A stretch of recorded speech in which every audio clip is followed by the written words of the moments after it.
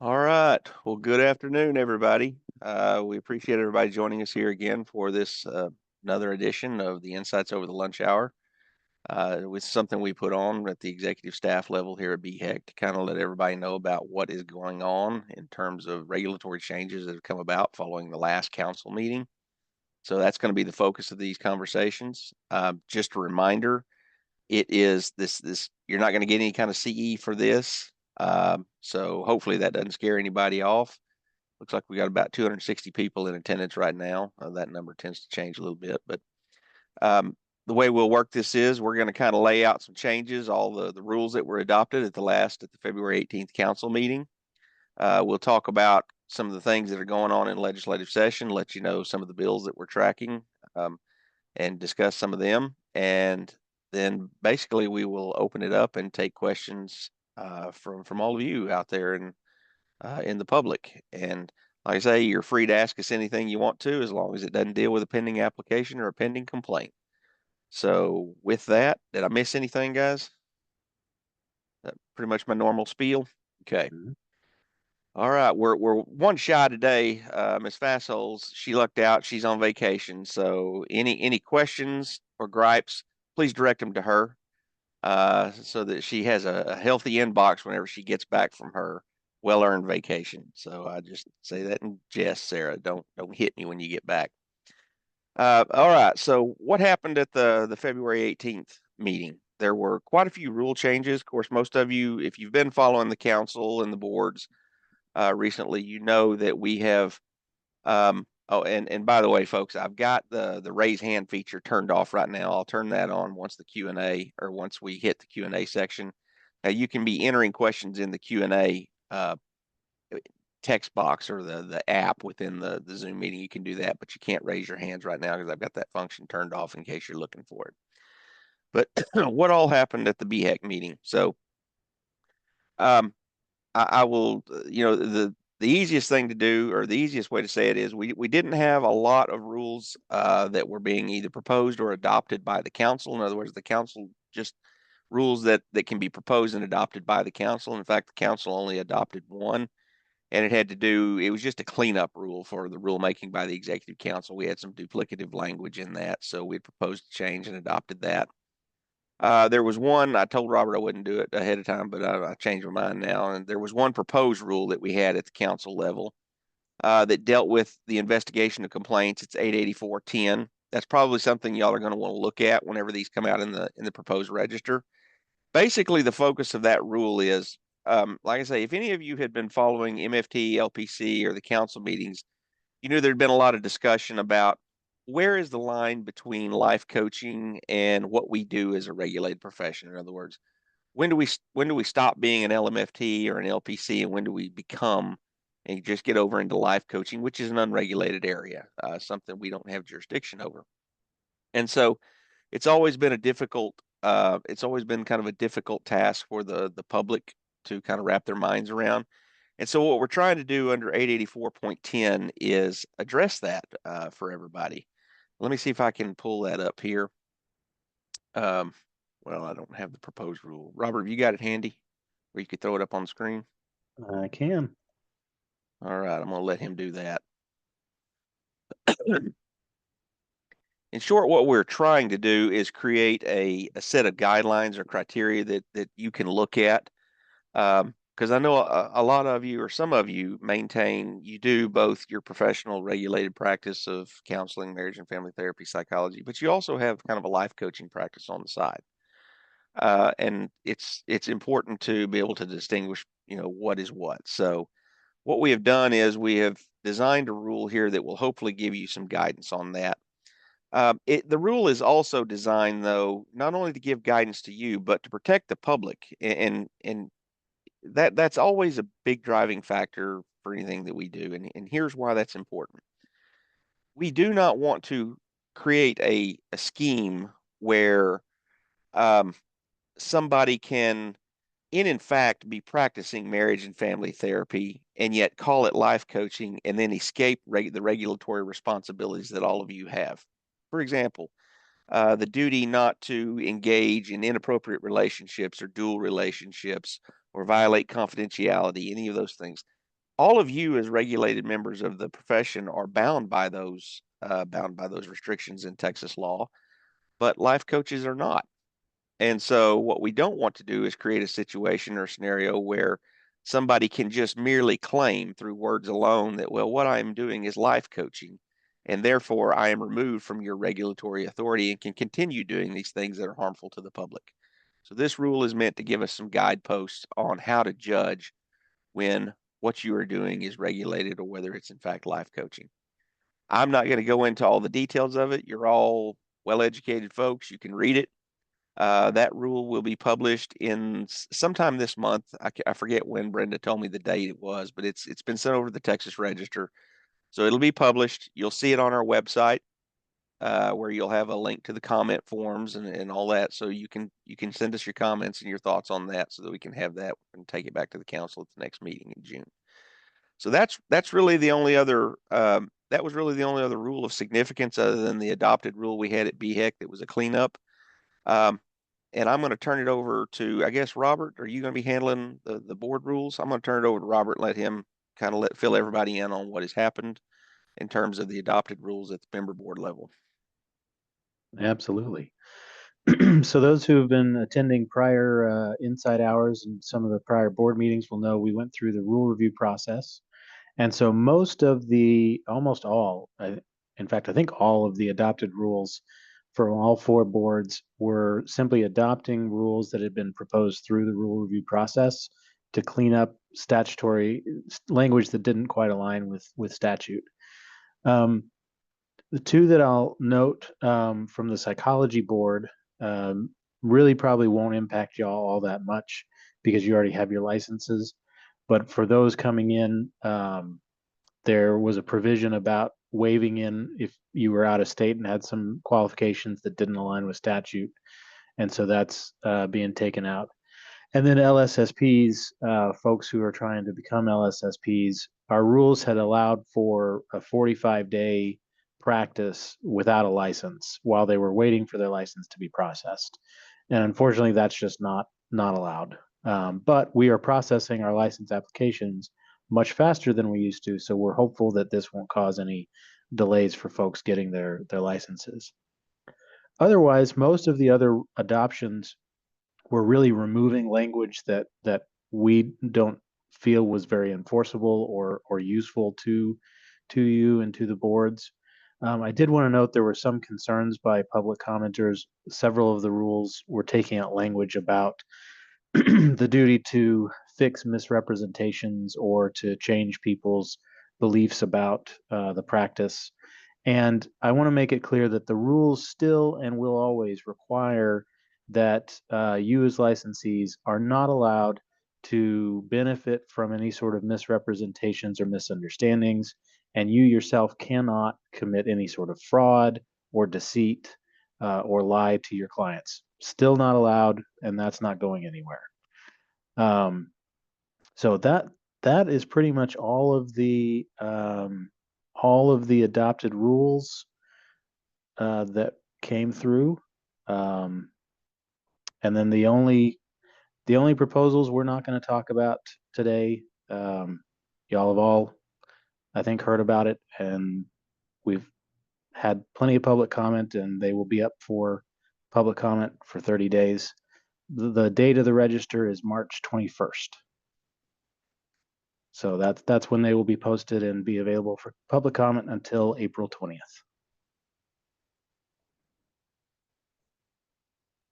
All right.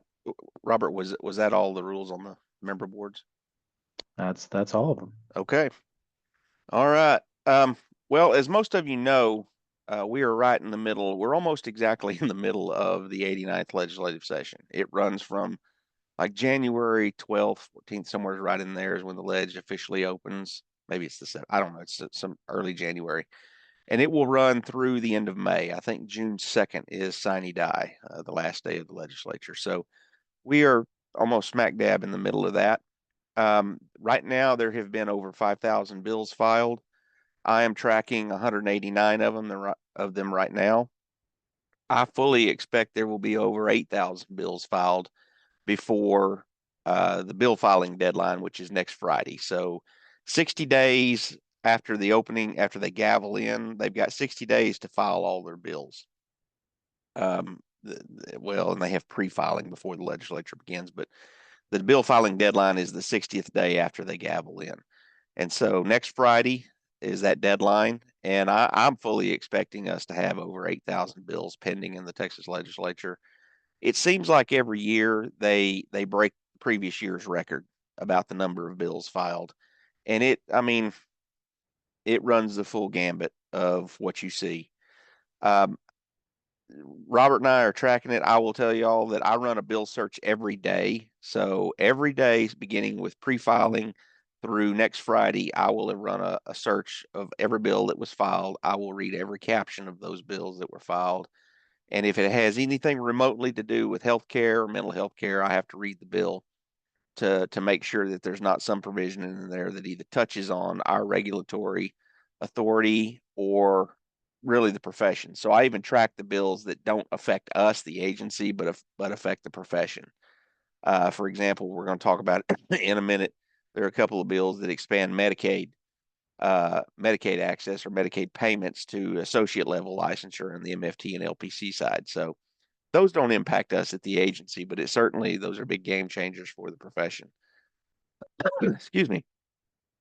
So like I say, I'm tracking 189 bills right now. I will tell you the vast majority of those bills um, would would just bore y'all. They really don't have anything. They're not directly related to BHEC necessarily. They're not naming BHEC and they're not focusing in on the professions. They have to deal more with like how government works internally, how we, if scales of efficiency, how to ensure efficiency, how to avoid corruption, just restructuring and how to make government work better and smoother for everybody. So that's what most of them really have to do with. I've got here identified in my agenda for today. I've got, I don't know, it's probably 15, 20 different bills that I'm going to share with y'all. And by the way, if anybody ever wants to see what bills we're tracking, I don't mind sharing that list with you. If you'll just drop me an email and go to the contact us web form and just send me an email saying, "Hey, I'd like to see the bill list your that you're tracking." I don't mind emailing that to you, and it'll save you some work of having to do it all, sort through five. At this point in the game, it would be a very daunting task to look through 5,000+ bills and figure out what was going to impact us and what wasn't. But just shoot us an email, and I don't mind sharing that with you at all. Um, it'll put you to sleep very quickly, I can assure you. So, what are some of the bills that I'm looking at? For example, right now, kind of what I'm keeping a close eye on, House Bill 710 by Representative Harrison. It actually would create what most people commonly refer to as universal licensure. In other words, what I'm going to paraphrase a lot of these bills because I'm not going to go into big detail, but House Bill 710 basically says if you are licensed and in good standing in another state, you can come to Texas, apply for a license, and you've been practicing there for a year or more. You can come here, and we have to issue the equivalent license or certification that you had in that other state. And it just makes a fast track for getting in. Um, Now, I'm not gonna. I'm gonna be honest with you. To me, that's not such a terrible thing from an efficiency or an administrative standpoint because it makes my life considerably easier. I'm able to rely on a sister state's determination of whether or not this individual was safe to practice in that other state. The point being is, I highly doubt Connecticut is going to turn an incompetent or dangerous individual loose on its own population. So I'm probably not too worried about that individual coming into Texas. Um, this bill, though, it doesn't have a Senate sponsor. It's been referred to committee, but so I don't really know how far it's going to go. So, but that's one I'm watching. Here's one that we get a lot of questions about. I've seen some in the Q&A already, and that is House Bill 1537 and Senate Bill 498, the Counseling Compact. Those That's a bill. It's been referred to committee. No hearings yet. We have submitted our fiscal note on it. It's a no fiscal impact. In other words, we're saying it's not going to cost the state any money to do it. I probably need to amend my fiscal note on that because I don't think I think I failed to include that it would result in revenue for the state in the fiscal note. So that's not the thing that's not going to foul it up. But Usually if there's a fiscal note attached to something, that's where it causes problems for a bill. But for this one, there's no fiscal impact to the state, no negative fiscal impact. The one thing I noticed about the counseling compact this year that wasn't true last year is that on the Senate side, it's got multiple sponsors. So Senator Sparks from West Texas is actually carrying the bill. He's the author of the bill. It's actually got several co-authors this time. So, and that was different. And then Representative Goodwin has the House version of it. So they're the same bill. And for those of you that don't know how this works, um, it's always better when you see a bill it has their identical versions in the House and the Senate, because that means you've already got folks lined up who can carry it, and it just kind of depends on who's going to get it through first, the House or the Senate. In this case, I suspect probably the Senate will be the one that wants to push it through first, just based on the number of authors that have signed on to Sparks's bill. But that's just me spitballing it. I don't have any inside knowledge or anything there, in case you're wondering. So we're looking at that. Excuse me, we're watching that. And of course, I already mentioned House Bill 716 and Senate Bill 469. Those are the Medicaid expansion bills that would bring the associates for MFTs and LPCs into Medicaid payment. Now, it's you're not coming in; those folks, associates, wouldn't come in at the same level reimbursement level as full MFT or full LPC. I think the way they've got it structured is you come in at 50% of what a psychologist or psychologist is paid, and you're only eligible for reimbursement during the 3,000 hours of supervised experience that you're required to obtain for licensure. So there are some restrictions on that, and there may have been a few others I can't remember, but I noticed those were the two big things that they had in it. But still, that is definitely a step forward from where we are right now. So progress is progress, even if it's a tiny step. So I'm like I say, that change is not going to affect the agency. It's just something I'm watching to see if it goes through for the profession. The next one is that I'm looking at is House Bill 2157 and Senate Bill 531. This would create a pathway to licensure as an LSSP if you're a licensed psychologist. The same bill was filed last year by Representative Allen, but this year it's been picked up. Both Senator Sparks and Representative Allen have filed it this year in each of their respective chambers. So Senator Sparks carrying the bill. That's a new thing. I don't think it has Senate sponsor last time. So um, it's been sent to committee, but I don't think any hearings have been had on it yet, because usually I would get called over there on a hearing on that bill, because that is one that impacts us. That's something we would have to do, although it's a no fiscal impact to us. It's not going to cost anything to implement.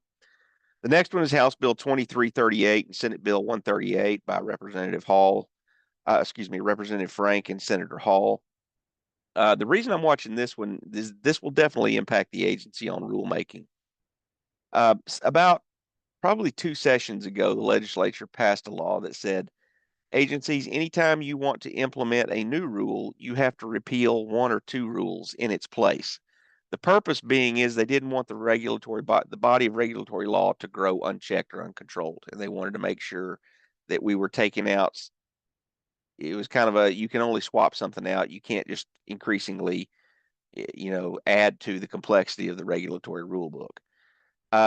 The problem is, or I say the problem is, what that early law said was that's true unless the rule is addresses public health, safety, and welfare. So there was this big giant exception that basically swallowed the rules. Because I mean, think about it.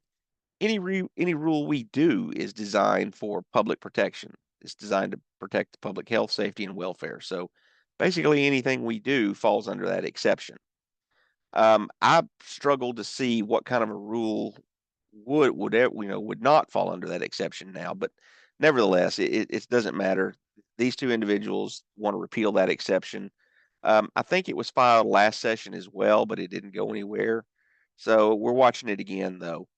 The next one's House Bill 2816 and Senate Bill 767, Senate Bill 619.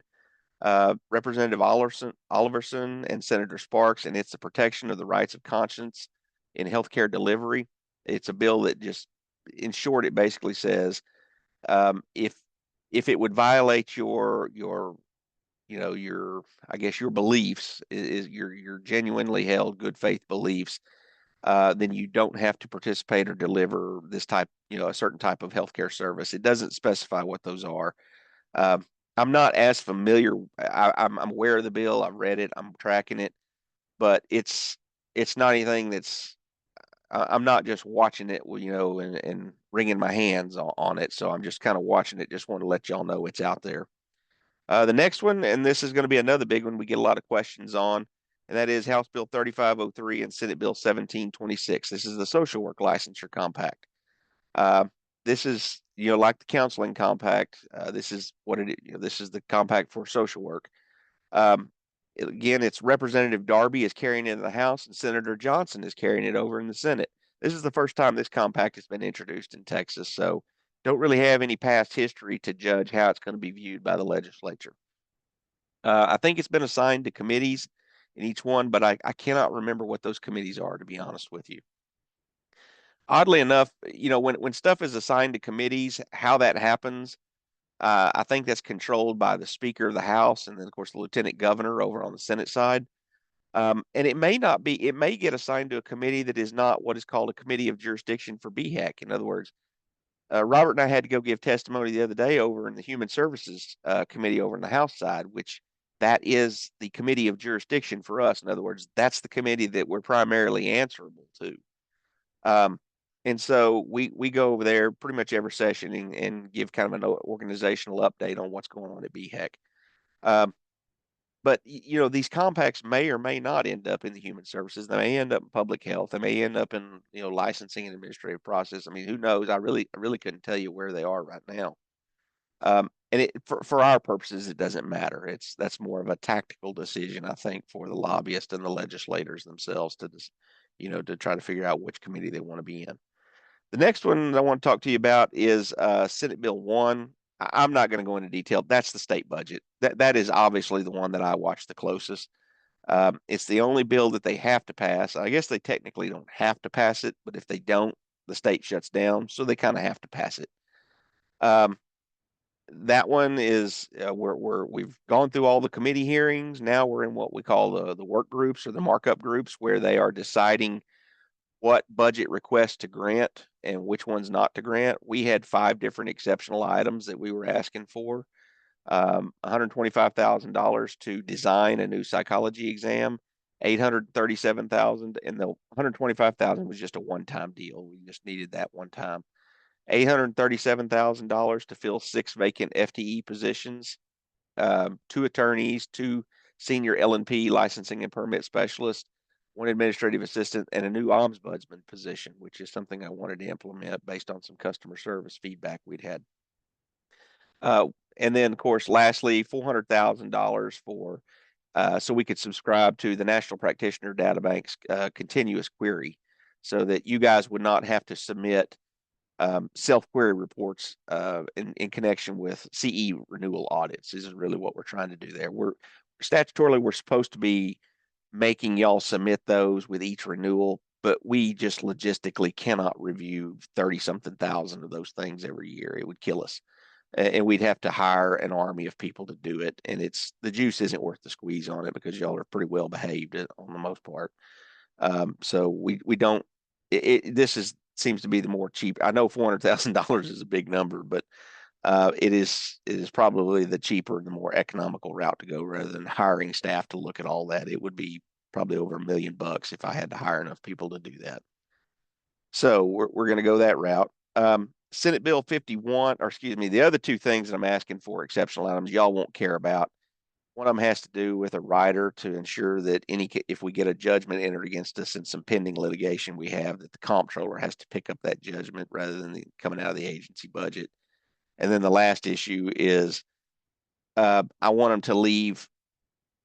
Well, it won't matter. It's just some internal budget. I want them to not make some internal changes to our budget structure, and that doesn't affect any of you out there in TV land one way or the other. So it's just something that we're trying to avoid here at the state or at the agency. But I don't think I'll be successful in that one, to be honest with you. I think they're going to make that change. The next item is going to be Senate Bill 51. This is Senator Zaffarini's bill. It's often touted as a cleanup bill. The primary things that it would do that I like are, it's going to it gives you some ability to, so if you come in from out of state, and you've been practicing for MFTs, for example, you're just licensed, active, in good standing. We can take the fact that you had practiced, or actively licensed, and then we can equate that, and we can say, okay, based on your out of state licensure, we deem you have met your supervised experience requirements. Still have to meet everything else, but your supervised experience requirements would be met. Same thing for counseling, except counselors, LPC, say you have to have been practicing for 2 years. And then social work says you have to be practicing for 1 year. And then there's some language in the social work too, I believe, that allows for recognizing waiver of the exam in certain instances, which is, I won't get into details on that, but there have been some folks that got hung up in the past because they had held a license in another state for umpteen years. I mean, since the beginning of time, and before their licensure predated the exam requirement, and that was causing problems because they didn't take the exam to get licensed. So it was causing some problems, but it's meant to correct that, and it's got some other stuff that, which, well, I'm not crazy about it. It doesn't really, from a very practical impact, it doesn't do anything to hurt the agency. So, uh, but Senator Zaffarini's always been kind of kind to us and kind to the profession. So we'll see what happens with her bill there. Senate Bill 471 with Sparks. Now, these two bills I'm about to talk to you about, 471 and 716, are both Senator Sparks bills. 471 is a telehealth registry law. If you want to see how it would operate, just Google Florida's telehealth registry law for counselors, marriage and family therapy, social workers, psychologists, and it'll come up. That's the exact same thing that Senator Sparks is trying to bring to Texas. In a nutshell, if it passes, what it'll do is create a telehealth registry law where out of state folks can simply register instead of getting fully licensed. They can register based on their license in the home state. We give them registration authority. They can practice telehealth only in Texas. They can't come here, but they can practice telehealth. Now, 716 is a little bit different in that it's also based off of a Florida law that is proven to be pretty effective. And it's what we call mobility endorsement. And it basically says if you're licensed in another jurisdiction, and there's several criteria you have to meet, active and in good standing, I think practicing for a year, I think you're required to have, you got to have a registered agent or something like that. But if you meet all those criteria, which is not going to be hard to do, then we just give you the license in Texas. It's a fast track for getting in. It almost works like a compact or reciprocity, except it's one way. It's a one-way street just into the state. And this is meant to deal with workforce issues. And if you're wondering why Senator Sparks is so involved in this, take a look at the makeup of his district. West Texas district. I think he's getting several new hospitals out of last session's budget. The legislature funded like 11 or 12 billion dollars worth of new and remodeled mental health facilities in the state, along with some other things. And so I think a couple of those are going to be in his district. Now, I think what everybody's trying to figure out is we build all these shiny new facilities. Who's going to staff them? Because, I mean, as everybody knows, we've got a workforce shortage. So uh, we can't pump, the university's here and we can't pump out enough folks to meet the need of it. So they're trying to figure out, okay, well, how do we import? How do we make it easier for folks to come into the marketplace here? And so I think that's where they're coming from on this. It's all coming from a good spot. Um, and these are tried and true. It's worked in Florida. I visited with my counterpart down there. There hadn't been any issues. So I'm kind of hopeful on those two. So, but you may not like them, but they're there. Now you know about them. The last thing, just so that I don't kill all of our time here, that I want to talk to you about is Senate Bill 1818 by Senator Hancock. It is a bill that basically creates, it would require agencies to just grant a provisional license to a lot of the military applicants who apply for full licensure in the state, so that those folks can go ahead and start practicing while they're waiting on us to process their full license. Of course, the provisional license goes away after 6 months, or if we deny them licensure or grant them full licensure, then it evaporates, goes away. We're trying to figure out just how that would work in our database system, how to handle it, because we don't think it'll have a fiscal impact or a negative fiscal impact, but I want to make sure before I just send it over there and say, yeah, this isn't going to cost anything, and then it passes, and all of a sudden it cost me 20 grand to to make the changes in the database. That's our CFO will kill me if I do that. So trying to make sure I don't run afoul of her on that one. Um, you know, there are about three other areas. I'm not going to list all the bills in these areas, but um, you can AI is a huge thing right now in the Texas Ledge. I mean, they are studying it, and there's a lot of bills out there that deal with AI. Um, the delivery of healthcare or the use of AI by state agencies, you see a lot of bills that address that right now. Just one example of it is House Bill 1709 by Representative Capriglione. It's the use of AI by state agencies. So, I mean, this is just a big kind of a new frontier for the state, and so they're really wading into that right now. Another area that I see a lot of bills filed in is based off of the Department of Government Efficiency at the federal level. You see, like Senate Bill 943 by Senator Hughes, House Bill 2106 by Representative Metcalf. Metcalf's bill is a Doge advisory committee, whereas Senator Hughes was going to, his bill would create a regulatory efficiency office under the office of the governor and kind of create some advisory boards and give it some oversight on agency rulemaking. All of these bills are designed to make sure that we as regulators are not over regulating, that we're trying to, we're being as efficient as we can in how we handle y'all, state tax dollars and basically just run the government. Is there a smoother way to do it? And they're trying to provide some level of oversight by the elected officials for those of us in the agencies. Not, some of it's, not all of it's, yeah, I, I don't look ill on any of it. It is what it is. They are the elected officials. They get to decide, how they want to run this machine. So, but it's something that we're watching. And then the last thing, it probably doesn't affect y'all as much, but it is incredibly difficult for agencies to stay on top of this, and that is the sheer number of bills that get filed dealing with open records of the Public Information Act.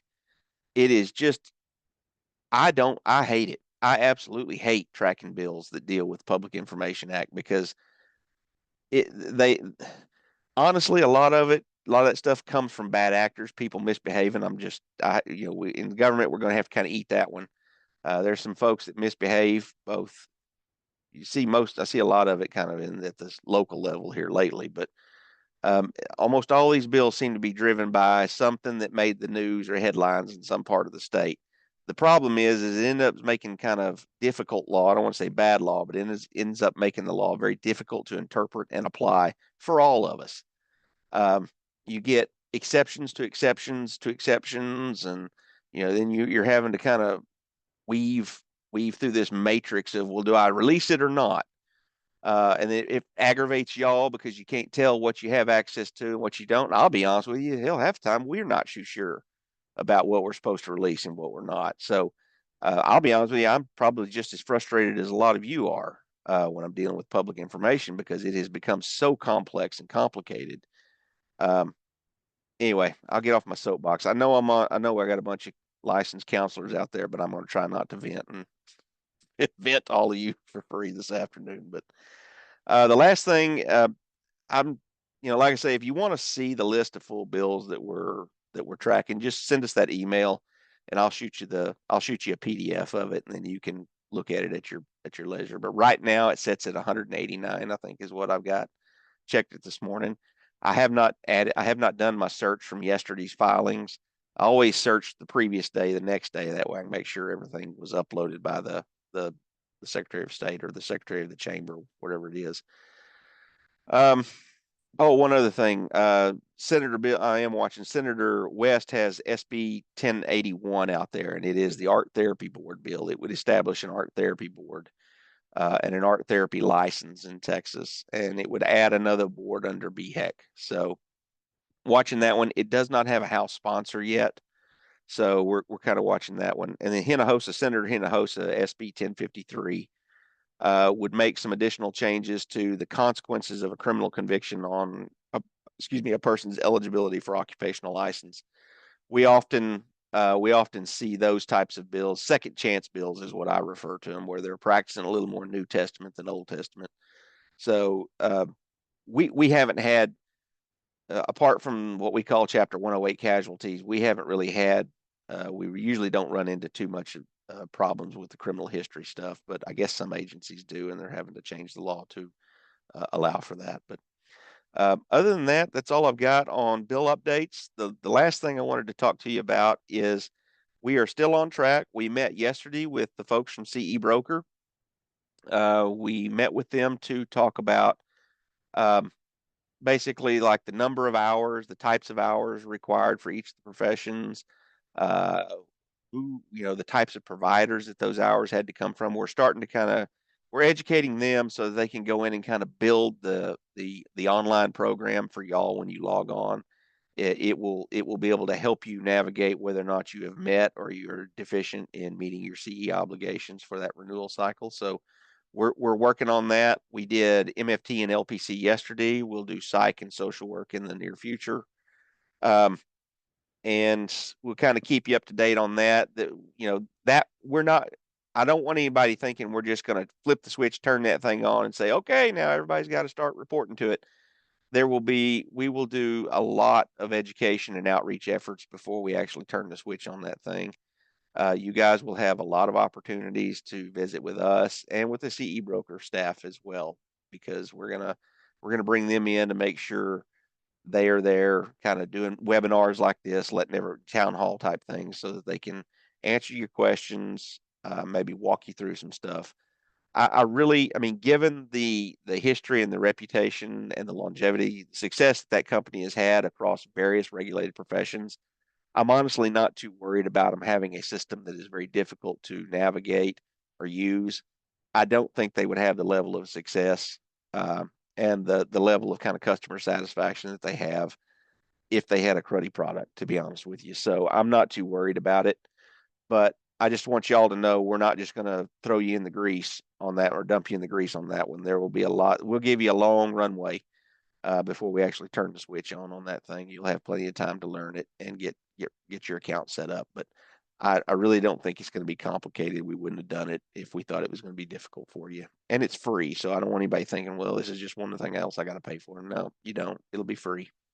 So you needn't worry about that. Now they've got some upgrade options. If you want to, they can do some concierge level service for you. But you the free account will do everything that you need it to do if that's all you want to do.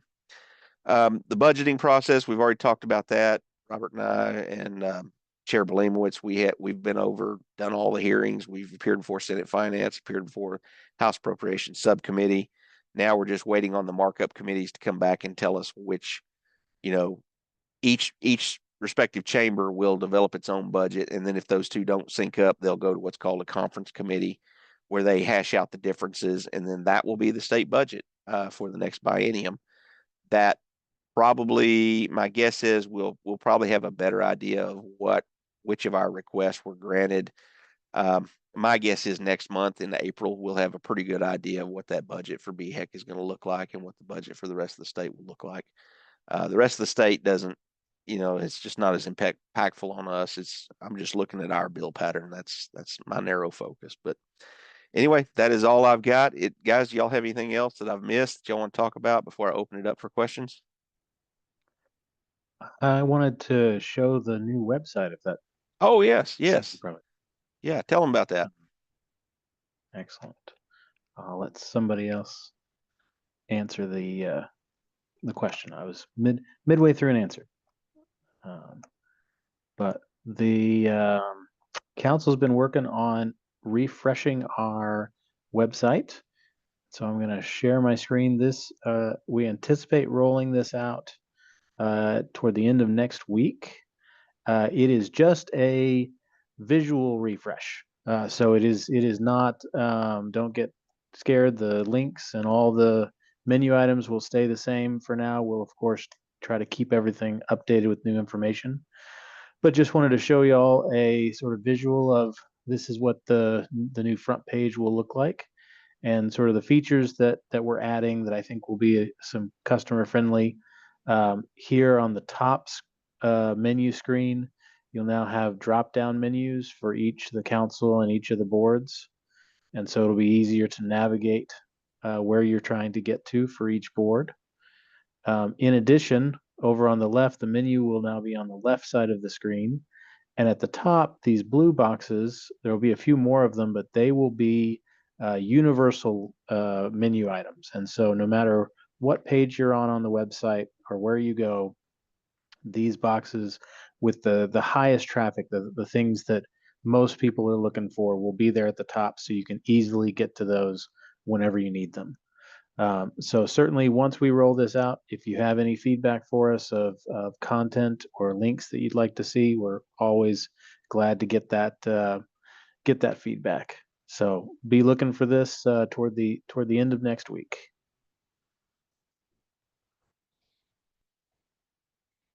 And yes, the links will remain the same. All the web pages will still be the same addresses, so you won't have to update. If you've got things bookmarked, they will still work. All right. Thank you, Robert. And I've turned on the raise hand feature, so you should all be able to use that raise hand feature if you'd like to. Anybody have any questions for us? Sometimes maybe it takes, there we go. All right, Ms. Kimball, you have a question? I do. Daryl, is there any, a couple things with CE Broker, what personal information will be given to them?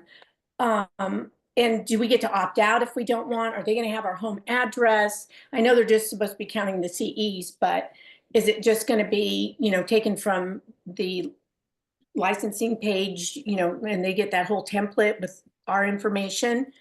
That's question one. Do you want to answer them as I go? Or Yeah, let me answer them as you go. That way it's because I'll forget. One thing it's important to remember is we've got a contract with them. So all the data actually belongs to us. They can't use that data. Now they will have information like your issuance date, expiration date, renewal date, name. I can't remember I know they have if we have it, like your email address. I can't remember if we're given like physical addresses or not. Patrick, do you remember? I don't know. I don't think it's primarily like the page that you see when you look someone up on our public search. Yeah. It's like the name, the license number, license type. There has to be an email address because that's the way it's all going to be done. Yeah. But I don't believe that there's a physical address or that sort of stuff shared. No. Yeah. Okay. Perfect. But regardless, that is still our data. If for some reason we said we don't want to do this anymore, that data comes back to us. They can't keep it. So that's the way that contract is designed, so that they can't just, enter into it, get all the goodies, and then say, well, now we're out. We've got your whole Right, like the psychology test, right? We don't want that happening. Yeah, so Okay. it's designed to guard against that. Now you asked, is it going to be optional? No, it will not. Everybody's going to have to use this because this is what we're going to use. Here's the problem. I got one person that does renewals and audits right now.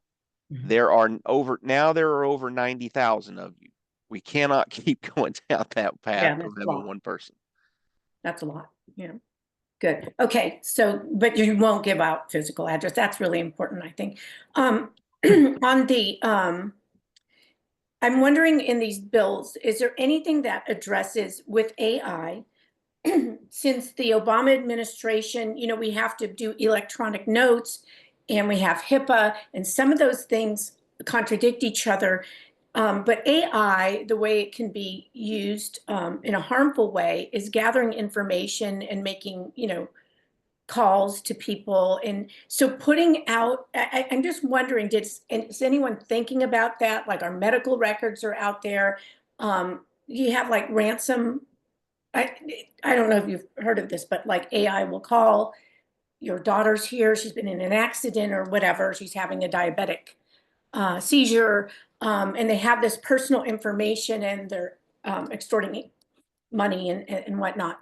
So we are actually putting information in as required into these platforms we have, which are HIPAA compliant, but AI doesn't care about that. It will report whatever it wants with Google and with the other search engines. So I'm just wondering, have you read anything? Have you come across any of these bills that would limit the requirement to put personal mental health information out into the abyss? The short answer is no. I haven't seen anything that talks about what you're describing. So, Okay. no, So that's no, ma'am, probably I haven't. necessary. Yeah. Okay, and just one other thing, I didn't get to go to the last BHEC meeting, but I'm noticing that we keep calling it ethics with sexual offenders or people that are on probation, and they are simultaneously in recovery. And I'm wondering, like, if the case goes to SOA and they decided that the person should have a revoked license, and then they appeal, why we don't uphold what we call ethics, or really, revoke the lack of morals, because we know statistically when people are in recovery, they have relapse. There's a high number of statistic that says the potential to relapse is, and so maybe letting them be a drug and alcohol counselor, but not necessarily giving back an LPC license. I don't think that having affairs with clients, especially, I think that one met his demise. Anyway, it just seems like there's moral compromise when you guys are voting on that. And I say you guys because I watched the BHEC meeting, and I guess it was given with a couple of conditions. Okay, and so I think that, how is that protecting the public? I think the one you're talking about happened at the LPC board meeting. That wasn't BHEC. The BHEC meeting, they actually entered an order revoking a gentleman's license for It was a sexting. female. It was a female license. Yeah, that wasn't at, I don't think that was at BHEC. So I think that are you talking about the reinstatement that occurred? I guess that's what you call it. Yeah. Yeah, that was at the LPC board meeting. That wasn't the council. Okay, so it doesn't go to the council for approval? No. So then my question is, why would we do that? Like, knowing that this actually happened, the standard of our profession keeps getting lowered. We What- know this going in, that we can't have sex with our clients, and everybody doesn't have sex with their clients. And I love that when people are in recovery and they're doing well, that's great. But if they have a major fall like that, there is a big chance of relapse. The power differential never changes in our business. We will always have the upper hand. They're looking to us for help. So why is this being allowed? I remember one, I think a year ago, someone let was me- on probation and he was given. Hold on just a second, Rhonda. Go ahead, Robert. Okay. Well, Ms. Campbell, sorry, I just wanted to say we're getting a little bit too into the specifics of an individual I'm trying not to. application Sorry. case. But to your overall point, I was just going to say, please rest assured that each individual case is taken up by the board on its own merits. This is not, we don't have any blanket policies that everyone who applies gets reinstated. So certainly I understand you could disagree with an individual decision. Totally understand that. Some of the board members agree and disagree with each other. But they are each individually looked at. So, but I'm just curious because it went to SOA, and that's the actual litigation part, right? That's the. Patrick?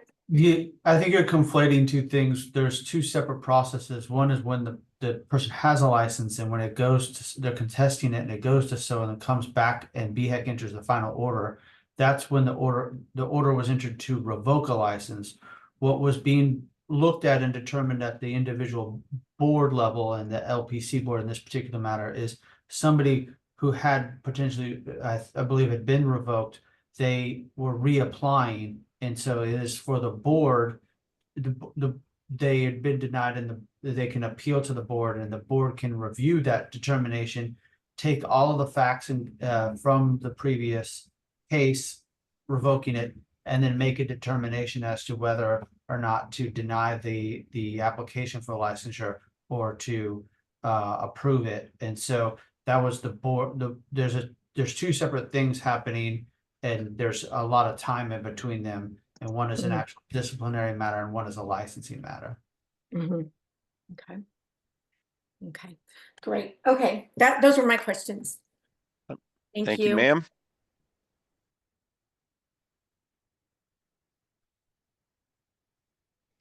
Ms. Morris, did you have a question for us?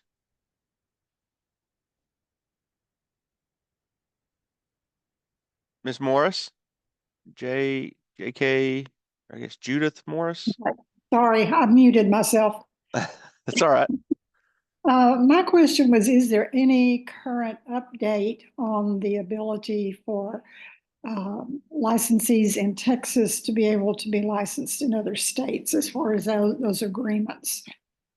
Like a reciprocity, or are we talking about, you Right. talking about the compacts or Right. reciprocity? Right. Or both? Yes. Reci- Reciprocity. Yeah. Well, the problem with reciprocity is currently only the psychology board. Let me back up. BHEC can only enter into reciprocity agreements with other jurisdictions for psychology.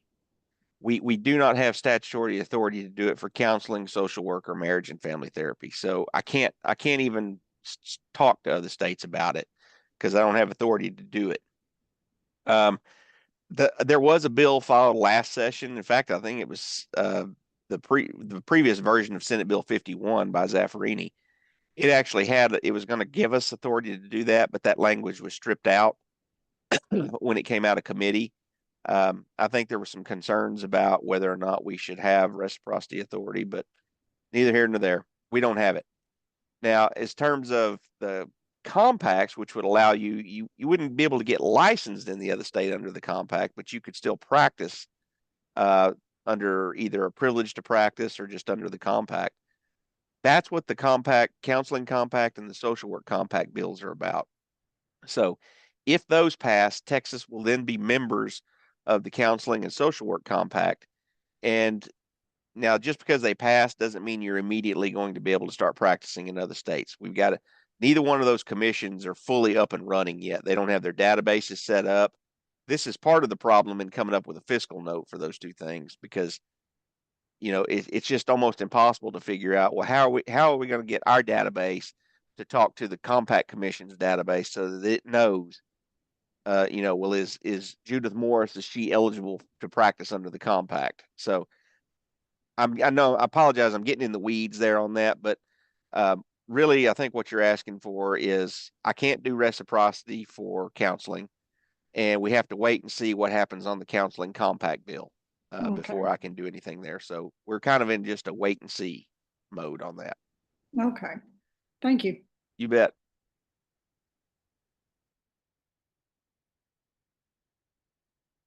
Ms. Hicks, do you have a question for us? Yes, sir, I do. I typed my question on the message board. I was asking about having to register in some registry to practice telehealth. Uh-huh. Is this already active? And No, if so, where do no, I go to it's register? not. No, it's not. It's what I'm talking about is Senate Bill 471 by Senator Sparks. That's what I was saying. That bill would create a telehealth registry law. But are you licensed with us? Yes.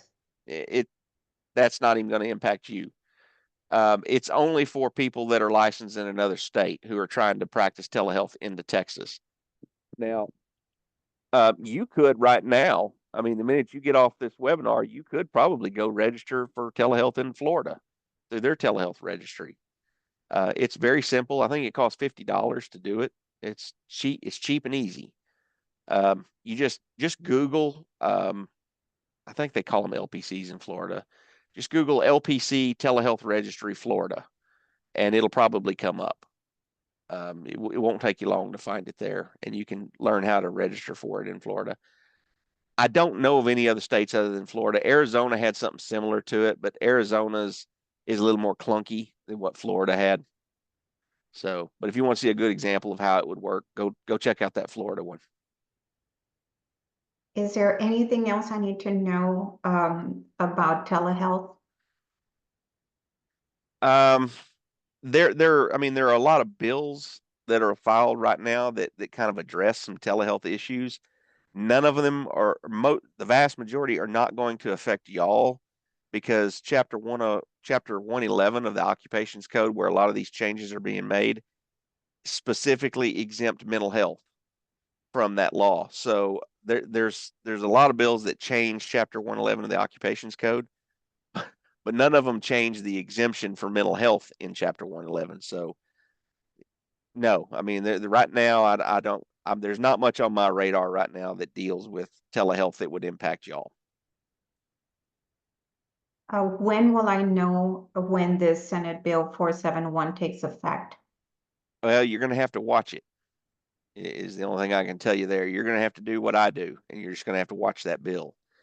The easy way to do it is to go to TLO, Texas Legislature Online. If you just Google TLO .gov, it'll take you to the Texas Legislature Online. You want to set up an account, and then I don't want to do step by step, but there is a way that you can add bills to a tracking list, and you can tell it to send you alerts on those bills. That's how I do it. And so if you do that, you will know when a bill passes, because you'll get an alert saying pass the House, pass the Senate, signed by the governor. And when you get that last one, it is now the law of the land. Yes, okay. Thank you so much. You bet.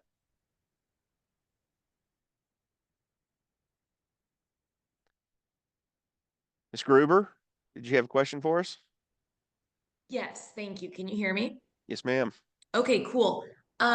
Two questions about the continuing education requirements for clinical social workers. The first one is, am I understanding correctly that for the human trafficking requirement, it's that you need to complete a course, but there's no hour limit. Is that correct?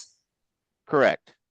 Okay, awesome. Well- Thank you. My second no, question is, Hold oh, on. sorry. Hold on, let me Robert. just, in case you're asking a different question than it sounded like. You have to have 1 hour is the state requirement. Oh, You are welcome to have more than 1 hour. You Sure. can take a longer course. You cannot count those extra hours toward your CE unless the course you take is essentially a practicing social work and human trafficking course. So you Okay. couldn't take a 5 hour course that's just about human trafficking and has nothing to do with social work, Mhm. and then count those extra 4 hours towards your CE. If that Okay. makes sense. Yeah, so it's okay. Thank you for clarifying that. So 1 hour is required. And then after that, if I took a training that was specific to social work and human trafficking, then I could count that for continuing education. Is that right? Correct. Awesome. Thank you so much. And then the other question was, am I getting this right that there's something called the 50% rule? And if that's true, I don't understand what it means. Yes, there is a 50% rule. Okay, what is it? Half of your hours have to come from one of the providers that are listed in the 50% rule. So I want you to pull up your continuing education rule for social work, and it's probably subsection F. And you will see a list of providers in there. And half of your CE hours have to come from one of the providers in that list or be approved by one of the providers in that list. Okay. And I'm sorry, where exactly am I looking for this list? Pull your CE rule up for social work. What, when you say that, I'm not sure what that means. Like on Okay. the BHEC website or something? Yeah. Oh, okay. Yeah. It's the number 781 501. 781. Yeah, it's that. So, okay, so I'm on the website. Thank you for this. And you said go to, Go to titles, rules, and statutes and rules. okay, yes. Okay. Download your rule book, that PDF rule book for social workers. Oh, okay. That's a list of all your rules and your statutes. And the list of approved providers is in this Mm-hmm. this like book here. Okay. All right, awesome. Thank you so much for your help. I'll tell you the exact rule. That way you can just do Control F Thank you. and find it in that book, but I think it's Okay. 781.501. It is. Is it? Okay. Just do Control F and hit 781.501 and it'll take you to the CE rule. Okay, perfect. Thanks so much, y'all. Uh-huh.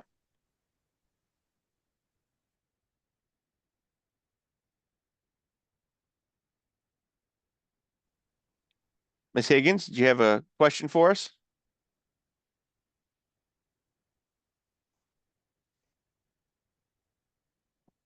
Elizabeth Higgins, do you have a question for us?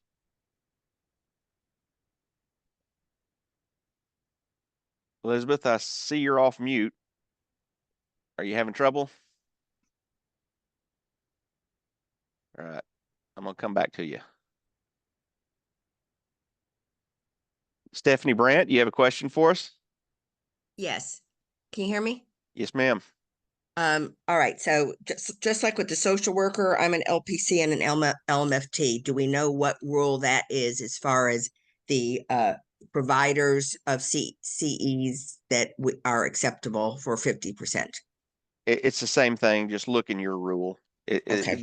The providers are almost the same. I think MFT has one additional provider that the others don't. And that is a graduate level licensee with supervisory status. So if you get CE from that person, it would count as an approved. But the easiest thing to do is just look in the rule and you will see the list. Thank you. For LPC, that rule number is 681.140, F as in Frank. And for MFT, it's 801.261.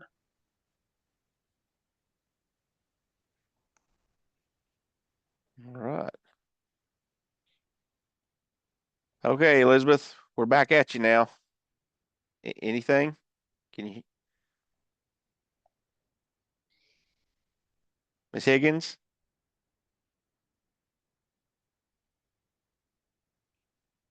Okay.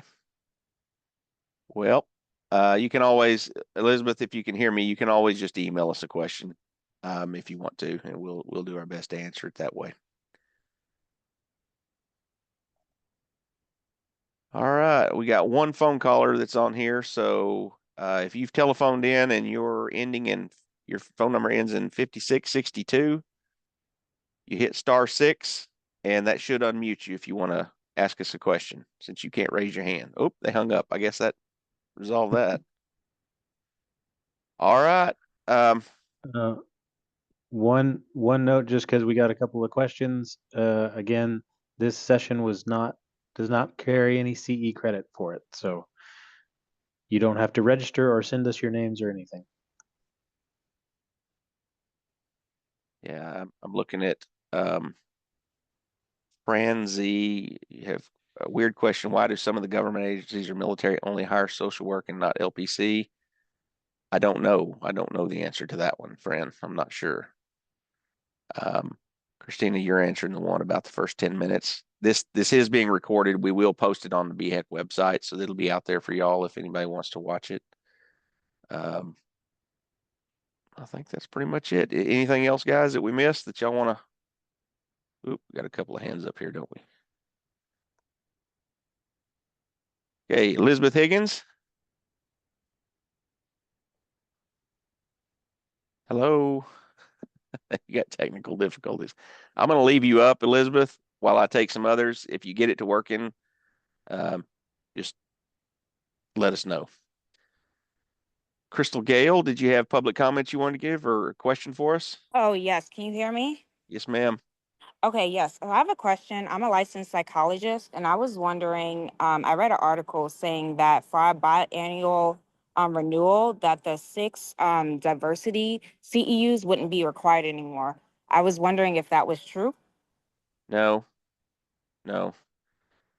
This Okay. is, yeah, this is part of the, I guess, wrong information that gets floating around.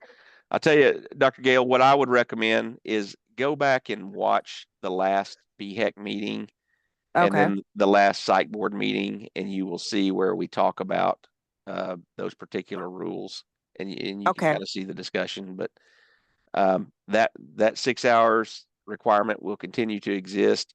We're changing the rule up though, so that it's not going to use the word cultural competency, but Okay. the intent behind the rule still remains. You are still going to need to get continuing education so that you remain competent in delivering to whatever the populations are that you treat, whether that be military, rural, LGBTQ, whatever it is. You're still going to need to take continuing education to make sure you understand and know how to deliver services to those distinct populations. Okay. Thank you for clearing that up. Thank you. You bet. You bet.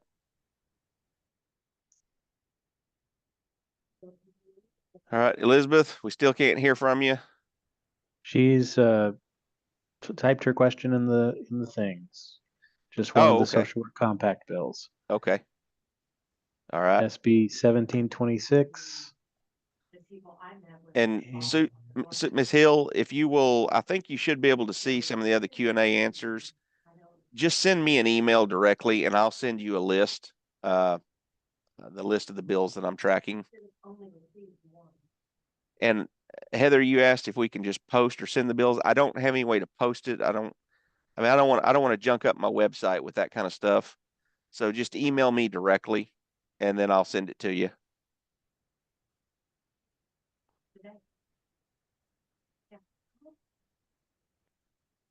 All right.